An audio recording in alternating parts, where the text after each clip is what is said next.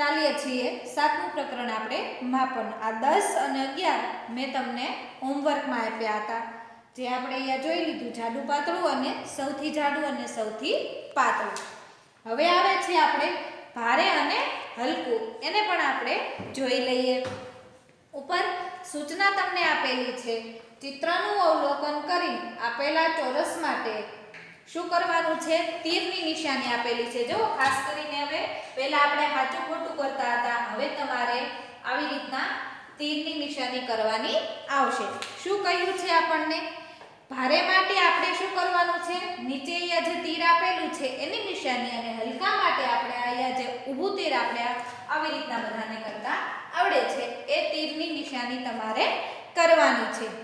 તો પહેલા આપણે જોઈ લઈએ અહીંયા શું તો આપેલું છે તમને? ત્રાજવું આપેલું છે, એની અંદર કંઈક મૂકેલું છે. શું મૂકેલું છે? એક બાજુ શું છે? કેરી આપેલી છે, અને એક બાજુ શું છે? સાકર ટેટી છે. શું છે? ટેટી જે કહીએ છીએ ને.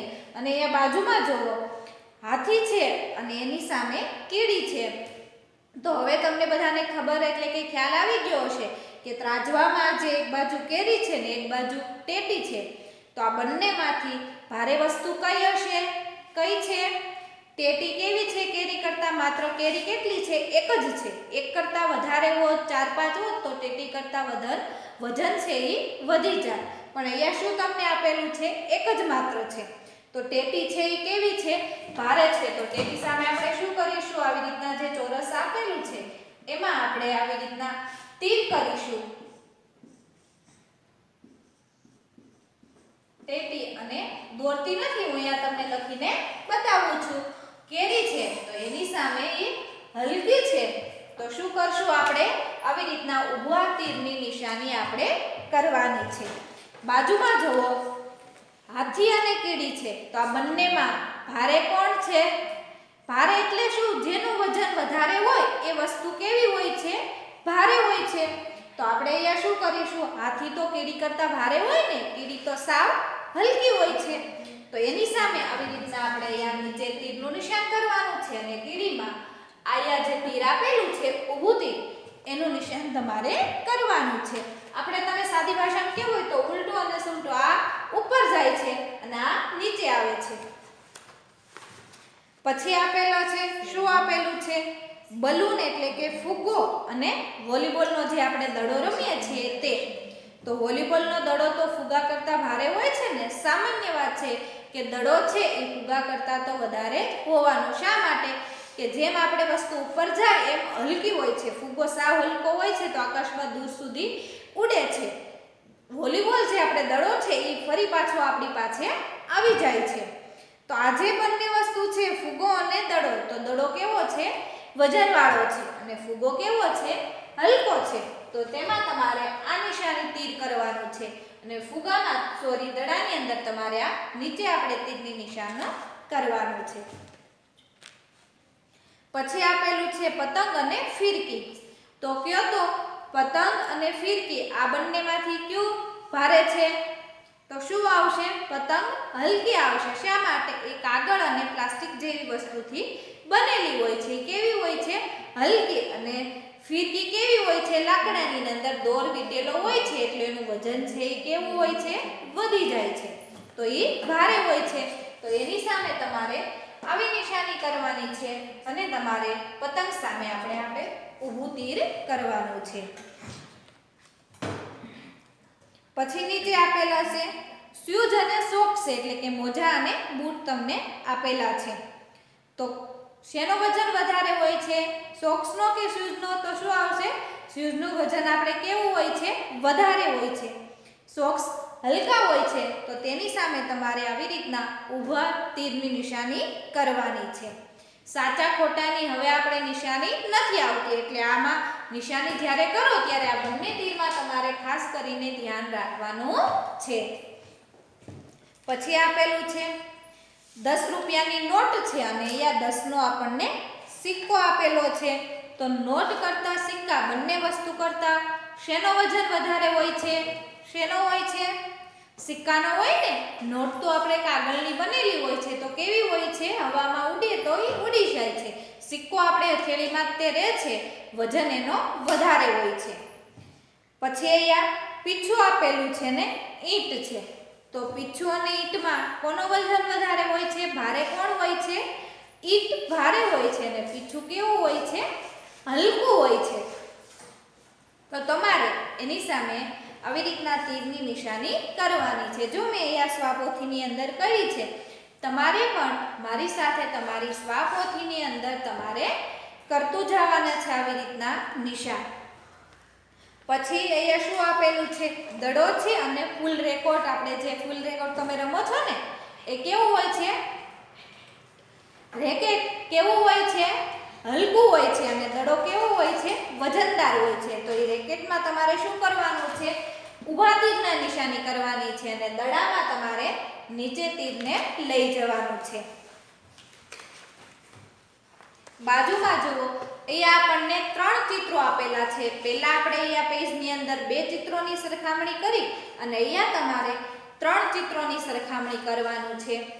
સૂચના તમારે શું છે? એને એ જ છે, ભારે અને હલકી. પણ તમને શું કહ્યું છે? જે સૌથી ભારે હોય છે અને જે સૌથી હલકી હોય છે એની સામે તમારે તીરની નિશાની કરવાનું છે. તો જો અહીંયા પહેલા માચિસ આપેલી છે, પછી પિન છે અને અહીંયા જે છેલ્લે છે એ તમારે બુક આપેલી છે. એવું જાડું પુસ્તક છે. તો તમે કહો તો સૌથી આમાં વજનદાર કઈ આવશે? ભારે વસ્તુ કઈ છે?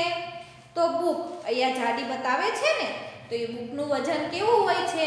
તમારે પાસે સ્વાપોથી હોય છે, પુસ્તક હોય છે, બીજી કઈ તમારી પાસે બુક હોય તો તરત તમે હાથમાં લઈ શકો છો કે બુકનું વજન કેવું હોય છે.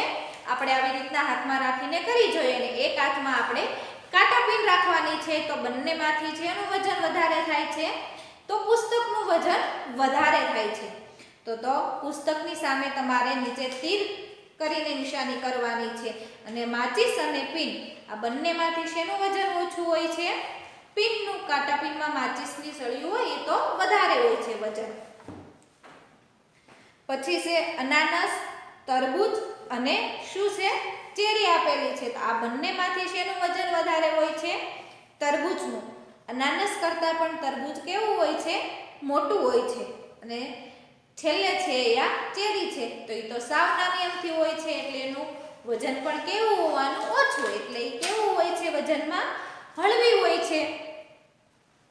પછી આપેલું છે નીચે તમારે ઘડા આપેલા છે. 3 શું છે? માટીના ઘડા જ છે.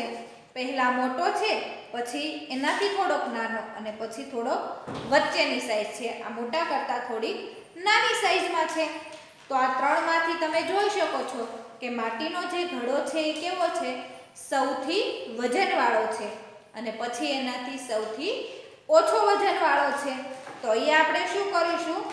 તીરની નિશાની કરીશું. આ જે સૌથી મોટો છે તો એ કેવો છે? વજનમાં વધારે હોવાનો મોટો. આ સાવ નાનો છે, લાલ કલરનો તમને દેખાય એ સાવ નાનો છે. તો તમારે એની સામે આવી રીતના ઊભા તીરની નિશાની કરવાની છે. આપણે સાચા ખોટાની નથી કરવાની, હવે તીરની નિશાની કરવાની છે એટલે તમે જોજો. અહીંયા તમને શું આપેલું છે? ઊંટ છે, કાચબો છે અને અહીંયા શું આપેલું છે? શું છે? ગાય જેવું છે ને? તો આ 3માંથી તમે જોઈ શકો છો કે સૌથી વજન કોનો છે? ભારે વસ્તુ કઈ છે? તો શું આવશે? પહેલા અહીંયા તમારે ઊંટ આવશે અને સૌથી નાનું શું આવશે? તમારે શું આવશે? કાચબો છે. કાચબાનું વજન કેવું છે? સાવ હલકું છે અને ઊંટનું વજન કેવું છે? વધારે હોવાનું ને વજનની અંદર.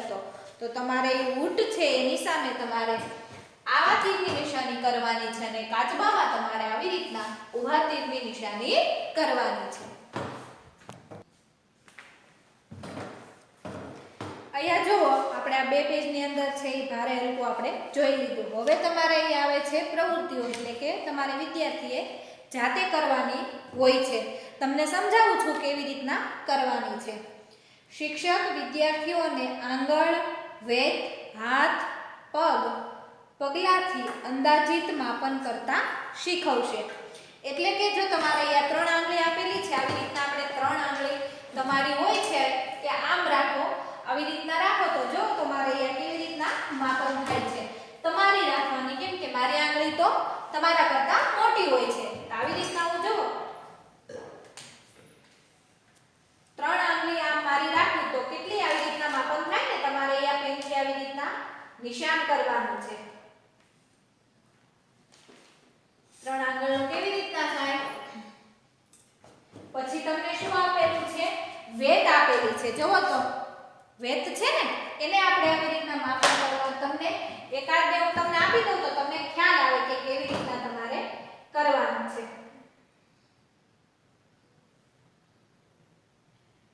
તમારા બુકની અંદર તમારી પાસે આવી રીતના પેજ કોરા હોય એની અંદર તમારી હથેળી રાખીને, કેમ કે તમારો હથેળી તો સાવ નાની હોય તો બુકના પેજની અંદર તમારે આવી જાય. આવી રીતના માપીને પછી તમારે શું કરવાનું?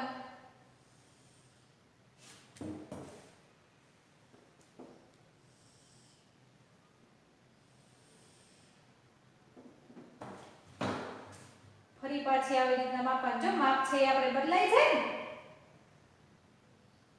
આમ તમે માપીને આવી રીતના હથેળી છે, પછી શું આપેલું છે? કોણી છે તમારે, છે ને અલ્બો જે આપણે કહીએ છીએ. તમારે આવી રીતના નીચે રાખીને તમે પણ આવી રીતના માપી શકો. આમ કરો તો તમારે અહીંયા મેં પોઈન્ટથી જે કે એવા નિશાન કરી નાખવાના. પછી સ્કેલથી તમારે આવી રીતના લાઈન છે, લીટી છે એ તમારે સીધી કરી નાખવાની. એટલે શું છે તમને ખ્યાલ આવે કે આપણે જે અહીંયા જુઓ તમે અલ્બો અહીંયા જે કોણી તમારી રાખો એટલે આપણે અહીંયા ત્રિકોણ છે એવી તમારે નિશાન આપણે આકૃતિ જોઈ હતી ને ત્રિકોણ, ગોળ, ચોરસ એવી રીતના તમારે અહીંયા ત્રિકોણ બનશે. પછી છે તમારું પગલું છે. અહીંયા તો ખૂબ જ મોટું પગલું છે. તમારું પગલું કેવું હોય છે? સાવ નાનું હોય છે. પગની જે પાની હોય છે એને માપીને તમારે આવી રીતના માપીને એનું માપ છે એ તમારે સ્કેલ દ્વારા છે. તમારી પાસે ફૂલપટ્ટી હોય છે ને નાની મોટી ગમે તે ચાલે, એનાથી તમારે પગલાનું છે એ તમારે માપન કરવાનું છે. પછી છે ડગલા માપવાના છે. અહીંયા તમને શું આપ્યું છે? તમારે માત્ર પગ જ આપ્યો છે. એક પગનું તમારે આવી રીતના માપ કરીને તમારે સ્કેલથી માપવાનું છે કેટલા પગ થાય છે. પછી બાજુમાં આપેલું છે ડગલા છે. આવી રીતના તમે ચાલો, ધીમે ધીમે રીતના ચાલો ને તો છે એ તમને દેખાય નહીં, પણ મોંથી જે ચાલો એ તમને દેખાય ને તમારા પગ નાના હોય છે. એવી રીતના ડગલા માપીને તમારે ગણવાના છે કે કેટલા ડગલા તમારા થાય છે. પછી નીચે આપેલું છે સ્કેલ છે. જુઓ મોટી અને નાની એવી રીતના બે તમારે સ્કેલ આપેલી છે. દેખાય છે ને? શું લખેલું છે? શિક્ષક વિદ્યાર્થીઓને કંપાસ પેટીની ફૂટપટ્ટીથી માપન કરતા શીખવશે. તમારી પાસે સ્કેલ તો બધા પાસે હોય જ છે કે નાની મોટી એવી રીતના હોય, લાકડાની હોય, કોઈની પાસે સ્ટીલની હોય, પ્લાસ્ટિકની હોય, એવી હોય છે ને. તો તમારે શું કરવાનું છે? કંપાસ તો તમે બધા રાખતા જશો. એ કંપાસનું તમારે આ ફૂલપટ્ટી દ્વારા તમારી પાસે જે સ્કેલ છે એનું માપન કરવાનું છે. પછી શું કરવાનું છે? સેન્ટીમીટરમાં એને લખવાનું છે કે કેટલા સેન્ટીમીટરનો તમારો કંપાસ છે. ખબર પડી? તમારી સ્કેલ તમારા દાખલા તરીકે આપણે આ સ્કેલ જોઈ લઈએ. આપણે આવી રીતના સ્કેલ છે. પછી જુઓ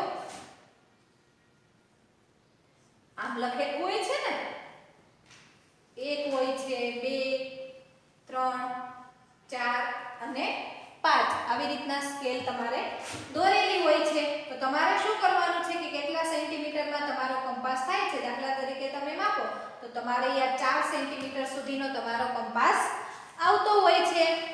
તો તમારે શું કરવાનું? અહીંયા નીચે જો આપણને લખેલું છે કે માચિસની જે સળી છે એ કેટલા સેન્ટીમીટર છે આપેલું છે નીચે. તો તમારે જુઓ તો અહીંયા કેટલું છે? 4 સુધી અહીંયા લખેલું છે. તો કેટલા સેન્ટીમીટરની થઈ? બાકસની સળી કેટલા સેન્ટીમીટરની થાય છે? 4 સેન્ટીમીટરની થઈ. જો અહીંયા દેખાય ને, અહીંથી તમે લીટો કરો એટલે તમને દેખાય. પછી અહીંયા જુઓ બાજુમાં નીચેના પ્રશ્નોના જવાબ લખો. વર્ગખંડ, ઘર કે મેદાનમાં રહેલી વસ્તુઓના આધારે શિક્ષક કે વાલીઓ પ્રશ્ન વિદ્યાર્થીને અમારે પૂછવાના છે. તમારી પાસે આપણે મેદાનમાં કે કોઈ ક્લાસરૂમમાં આપણે એવી ઘણી બધી વસ્તુઓ હોય છે જેને આપણે વજન કરી શકીએ કે ડગલા કે આપણા વેતથી એને માપી શકીએ. તો શું લખ્યું છે? અહીંયા પહેલો પ્રશ્ન છે ટેબલની લંબાઈ કેટલા વેત થાય છે. તમારા ક્લાસરૂમમાં દાખલા તરીકે અત્યારે તો તમે તો તમારે એટલે શું કરવાનું, તમે જે ટેબલ ઘરની અંદર લખતા હો કે તમારું જે દફતર છે, ટેબલ હોય છે આપણા ક્લાસરૂમમાં તો લગભગ ટેબલ હોય છે, ઘણા હોય છે ને ઘણી વખત હોતા પણ નથી. તો તમારે ટેબલને શું કીધું છે, તમારે આપણે જે વેતથી મેં નિશાન કર્યું ને એવી રીતના તમારી વેતથી છે એ ટેબલને તમારે માપવાનું છે. જુઓ માપો ને, મારી વેત તો તમારા કરતાં મોટી થાય છે એટલે તમારે પોતાની વેત માપીને ટેબલને માપીને પછી અહીંયા જવાબ લખવાનો છે. આવી રીતના માપો, 1 પછી 2 3 4 એવી રીતના થાય ને, જે તમારી વેત હોય 5ની, કોકની 6 થતી હોય, કોકની 7 થતી હોય, તો એ આપણે અહીંયા લખવાનું છે. વેત દ્વારા તમારે માપીને પછી તમારે લખવાનું છે. અહીંયા બીજો પ્રશ્ન છે નીચે, પુસ્તકની લંબાઈ કેટલા વેત થાય છે? તો પુસ્તક આવી ગયું, મારી પાસે શું છે, સ્વાપોથી છે, તો હું એને તમને માપીને શીખવું છું. જુઓ આ 1 વેત થઈ અને આ અડધી એટલે કેટલી થઈ, 1.5 વેત થઈ. આપણું કેટલું થયું, આપણે આ સ્વાપોથી છે એ કેટલા વેત થઈ, 1.5 પેજ. આપણને અહીંયા પુસ્તક કીધું છે તો તમારી બધા પાસે ગણિતનું પુસ્તક પણ હશે, છે ને બધા પાસે? તો તમારે ગણિતનું પુસ્તક તમારા વેત દ્વારા છે, વેતથી માપીને કેટલા વેત થાય છે એ તમારે અહીંયા જવાબમાં લખવાનું છે. લખશો ને બધા? મારે તો 1.5 જ વેત થયું છે, તમારી નાની હથેળીઓ છે એટલે વધશે પણ ખરા, વધારે વેત પણ થશે. પછી છે નીચે, પેન્સિલની લંબાઈ કેટલા વેત થાય છે? મારી પાસે પેન છે તો જુઓ તો 1 વેતમાં છે આ પેન મારી મપાઈ જાય છે. તમારે વધારે થશે, કોઈકને 1.5 થાય, કોઈકને 2 પણ વેત થશે. તો એ પેન્સિલ તમારે જેટલા વેતની થાય એનો જવાબ તમારે અહીંયા ત્રીજા પ્રશ્નની અંદર લખવાનો છે. સમજાય છે ને બધાને કે પેન્સિલ તમારી પાસે કોઈ પણ પેન્સિલ હોય, બુક હોય, એને વેતમાં માપવાની છે. નીચે છે, વર્ગખંડની લંબાઈ કેટલા પગલા થાય છે? તો અત્યારે તો તમે બધા ઘરે બેસા છો.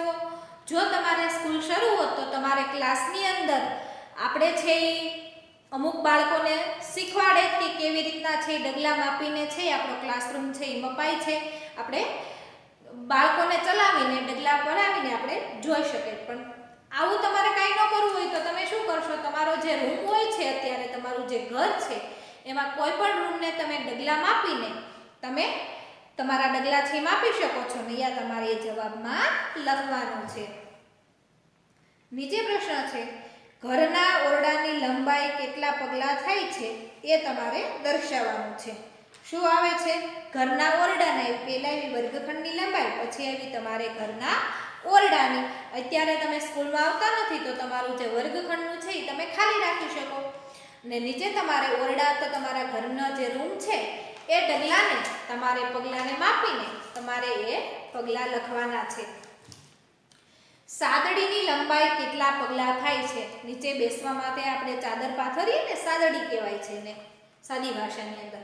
તો એ તમારે જોઈએ બાળક પોતાના 2 પગ નજીક રાખીને આવી રીતના પોતે માપી રહ્યો છે, માપે છે ને, એને તમારે સાદડીની અંદર તમારા જ પોતાના પગલા માપવાના છે. પહેલા આપણે વેત જોઈ, પેન્સિલ વેતથી માપવાની આવી, પછી તમારું પુસ્તક વેતથી માપવામાં આવ્યું, તમારું ટેબલ પણ છે શેનાથી માપવાનું આવ્યું? વેતથી. હવે આપણે આગળ 2 પ્રશ્નમાં જોયું તો શું આવ્યું? તમારા પગલાથી માપવાનું આવ્યું. 7મો પ્રશ્ન છે, મેદાનમાં રહેલા 2 ઝાડ વચ્ચેનું અંતર કેટલા પગલા થાય છે એ જણાવો. આ પણ તમારે સ્કૂલનો પ્રશ્ન આવ્યો. એવું ન હોય તો તમારા ઘરના આંગણામાં વૃક્ષ હોય તો તમારા ઘરેથી છે રૂમ છે એ બંને 2 સામસામે 2 વૃક્ષ આવેલા હોય છે તો તમે એને ચાલીને પણ એના ડગલા તમે માપી શકો છો. તો સ્કૂલમાં હોત તો આપણે કરે કે 2 વૃક્ષ વચ્ચેના તમારા પગલા છે એ કેટલા થાય છે. 8મો પ્રશ્ન, કાળા પાટિયાનું માપ કેટલી પેન્સિલ થાય છે? જો અહીંયા મારી પાસે બ્લેક તો નથી પાટિયું, પેલા હતું ને, હવે આપણે વ્હાઈટની અંદર આવી ગયા છીએ. તો કેટલી પેન્સિલ થાય આપણે અહીંથી માપીએ તો કેટલું થાય? જો અહીંયા 1 2 પછી 3 4 5 6 7 અને 8. કેટલા થયું? મારી પાસે માર્કર પેન છે, તમારી પાસે પેન્સિલ હોય તો તમારે એનાથી માપીને 7 જે પેન્સિલ છે એટલું માપ આપણું અહીંયા થાય છે. પછી છે અહીંયા પાટલીનું માપ કેટલી પેન્સિલ થાય છે એ આપણે માપવાનું છે. તમે જે બેન્ચીસ આપણે બેસીએ છીએ એને શું કહેવાય છે? પાટલી કહેવાય છે.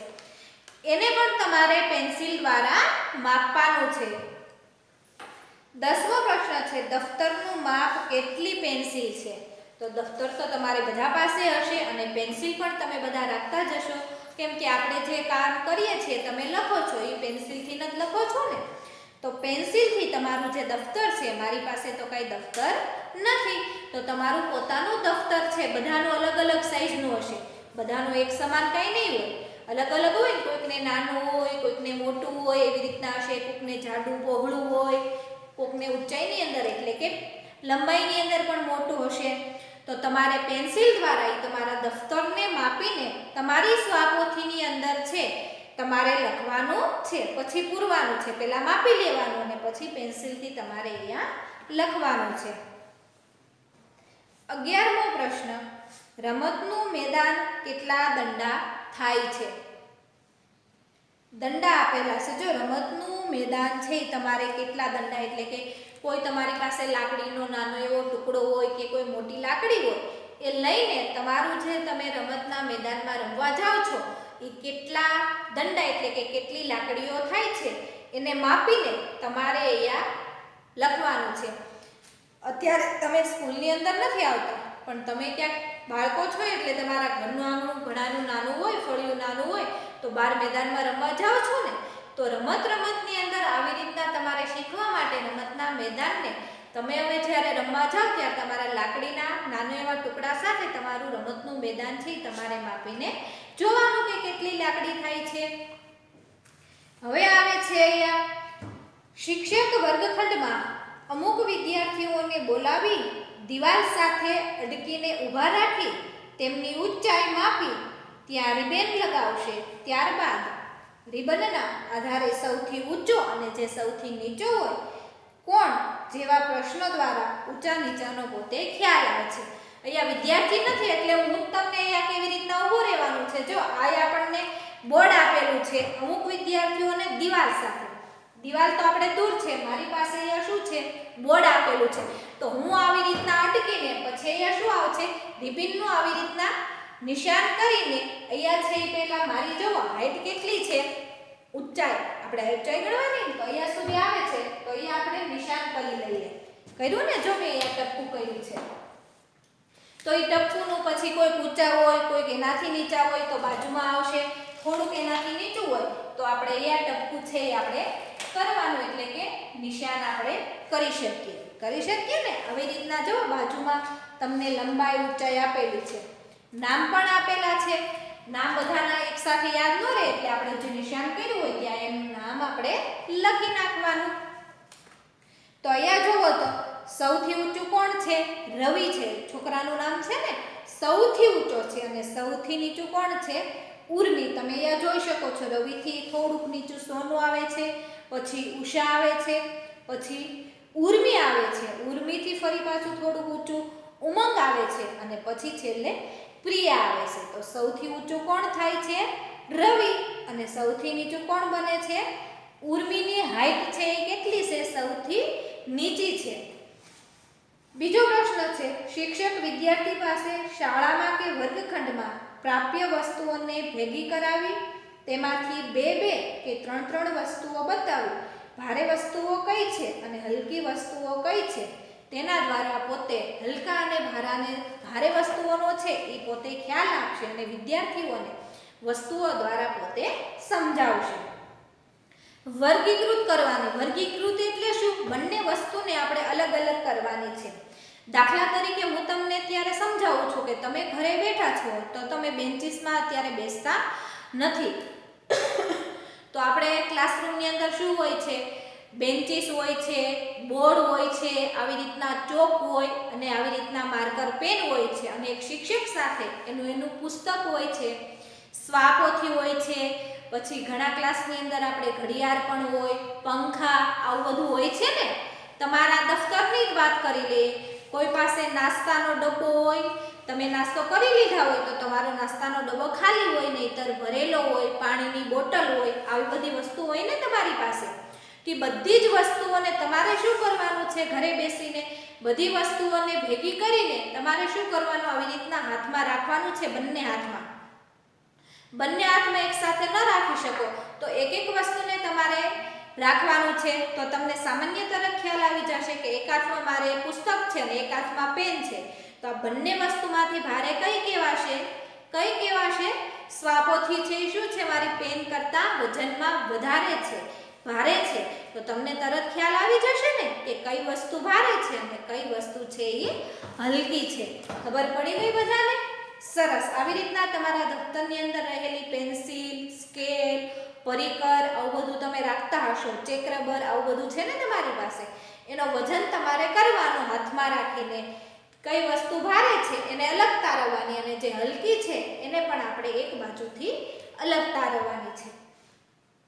શિક્ષક વિદ્યાર્થીઓને સફેદ ચાર્ટ પેપર તથા અમુક રંગીન કાગળ આપી રંગીન કાગળના જુદી જુદી લંબાઈના કાગળ કપાવી સફેદ ચાર્ટ પર છે ચોંટાડવાનું કહેશે. ત્યારબાદ તેમાંથી સૌથી લાંબુ કયું અને સૌથી ટૂંકું કયું છે, જો એ બાજુમાં પીળા કલરનું તમારે ઘરે બેસીને કાર્ય કરવાનું છે, એટલે હું તમને સમજાવું છું. પહેલા તમારે કોરું એક સફેદ કાગળ લેવાનું, પછી સ્કેલથી માપીને અલગ અલગ છે એ કલરની અંદર સ્કેચ પેનથી તમારે રંગીન કલર તમને જેવા ગમે મનપસંદ એવા કલર પૂરી નાખવાના અને પછી આવા સફેદ કાગળની અંદર છે એ તમારે શું કરવાનું છે, જો અહીંયા આ સફેદ કાગળ બોર્ડ છે તો શું કરીશું, આવી રીતના તમારે પેન્સિલ દ્વારા છે એ તમારે સ્કેચ પેનથી રંગી નાખવાના છે. અમુક લાંબા થશે, અમુક ટૂંકા આવશે, છે ને? આવી રીતના પેજ છે એ તમારે કરી નાખવાના. તો બંને જો ઉપરનું છે ટૂંકું છે, નીચે છે એ થોડું લાંબુ છે, આવી રીતના અલગ અલગ માપના કાપીને તમારે છે એ કટિંગ કરવાનું રહેશે. છેલ્લે છે શિક્ષક વિદ્યાર્થીઓને મેદાનમાં લઈ જઈ ગબ્બી બનાવડાવશે. ત્યારબાદ અમુક ચોક્કસ અંતરથી દૂર ઊભા રાખી તેમાં લખોટી નાખવાની સૂચના આપશે. ત્યારબાદ વેંત પડે લખોટી જ્યાં પડી હોય ત્યાં સુધીનું અંતર માપવાનું કહેશે. અત્યારે તમે બધા ઘરે છો તો આપણે આવું જે કાંઈ કામ છે એ આપણે કરી ન શકીએ, પણ તમારે શું કરવાનું છે, તમારા ભાઈ બહેન સાથે આવી રીતના રમત રમવાની છે. તમે રમત તો રમતા જ હશો, ઘણા ક્રિકેટ રમતા હશે, ઘણા આપણે દોડીને દાવ પણ આપણે રમતા હશું, આવું બધું કરો છો ને. તો લખોટી દ્વારા માપીને આપણે, તમે બાળકો છો તો એટલો બધો દૂર તમારા સુધી ઘા ન થાય, તો એનો ઘા દૂર સુધી જેટલો થાય એટલો તમારે કરવાનો ને પછી જ્યાં લખોટી પડી છે ત્યાં તમારે તમારા હાથના વેતથી માપીને કેટલા વેતનું અંતર થયું એ તમારે માપવાનું. આ બધું છે એ તમારા પાસે સ્કૂલ શરૂ નથી છતાં પણ તમારા ઘરે તમારા મિત્રો સાથે અને તમારા ભાઈ બહેન સાથે આવી રીતના તમારા રમતના મેદાનની અંદર છે એ તમે રમી શકો છો. તો અહીંયા આપણે સ્વાપોથીની અંદર છે 7મું પ્રકરણ માપન છે એ આપણે અહીંયા પૂરું કરીએ છીએ અને હવે આવે છે તમારે હોમવર્કનો વારો, એટલે કે લેશનનો વારો આવે છે. તો જુઓ અહીંયા તમારે શું આપેલું છે, ચાલો ગૃહ કાર્ય કરીએ છીએ ને, આ બધું જ મેં તમને જે સમજાવ્યું એવું જ છે. અહીંયા જુઓ સૌથી ઊંચું અને જે સૌથી નીચું હોય એમાં તમારે સાચા ખોટાની નિશાની કરવાની છે અને અહીંયા તમારે લાંબુ, એનાથી ટૂંકું અને એનાથી ટૂંકું. તો બેમાં તે સૌથી લાંબુ હોય અને જે સૌથી ટૂંકું હોય એની અંદર તમારે સૌથી લાંબુ છે એમાં લાલ રંગ અને જે સૌથી ટૂંકું છે એમાં તમારે વાદળી રંગ જ પૂરવાનો છે. મનપસંદ નથી કીધું, જુઓ ખાસ તમે યાદ રાખજો. અહીંયા તમને કલર બતાવી દીધેલો છે કે લાંબાની અંદર લાલ અને ટૂંકાની અંદર કેવો પૂરવાનો છે, વાદળી. ચિત્રનું અવલોકન કરી સૌથી જાડા ગાજરમાં આપણે લાલ રંગ પૂરવાનો છે અને જે સૌથી પતલો છે એની અંદર પીળો રંગ પૂરવાનો છે. ગાજર તમે ચિત્રને જોઈને તો ઓળખી જ ગયા હશો કે આ ગાજર છે. તો આ બંનેને તમારે જોઈને જે પતલું છે એમાં પીળો રંગ અને જાડું છે એમાં શું કરવાનું છે, લાલ રંગ પૂરવાનો છે. અહીંયા બાજુમાં પણ આપેલું છે જે સૌથી ઊંચો હોય અને જે સૌથી નીચો હોય એમાં સાચા અને ખોટાની આપણે નિશાની કરવાની છે. પછી અહીંયા પણ નીચે એવું જ છે, જે સૌથી ભારે અને સૌથી હલકા સામે આપણે સાચા અને ખોટાની આપણે નિશાની કરવાની છે. નીચે તમને આપેલું છે, શું આપેલું છે? ઉદાહરણ મુજબ આપેલી વસ્તુઓનું માપન કરી જવાબ તમારે લખવાનો છે. જો અહીંયા મેં પેન્સિલથી મેં મારી સ્વાની અંદર પૂર્યું છે. તમને અહીંયા પેન્સિલો પણ આપેલી છે અને ઉપર સ્કેલ આપેલી છે. 1 2 3 4 5 અને 6 વસ્તુઓને છે એને તમે માપ કરીને સામે તમારે આપેલું છે. એકને તમને ઉદાહરણ કરીને અહીંયા બતાવેલું છે 8 સેન્ટીમીટર. પહેલી પેન્સિલ છે એ કેટલી છે તમારે 8 સેન્ટીમીટર. તો આવી રીતના તમારે સ્કેલનું માપ કરીને, જો અહીંયા તમને બતાવું છું, તમારી સ્કેલ આવી રીતના આપેલી હોય,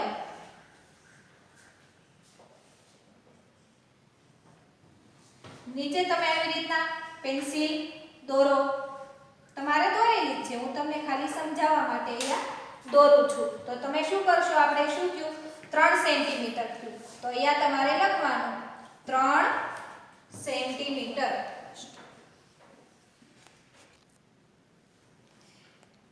અઢાર અને 19 આ બંને પેજ છે એ તમારે આમાં કલર પૂરવાનો છે ને અહીંયા તમારે પેન્સિલનું તમારે સ્કેલથી માપીને તમારે આ છે એ હોમવર્કની અંદર કરવાનું છે. આભાર.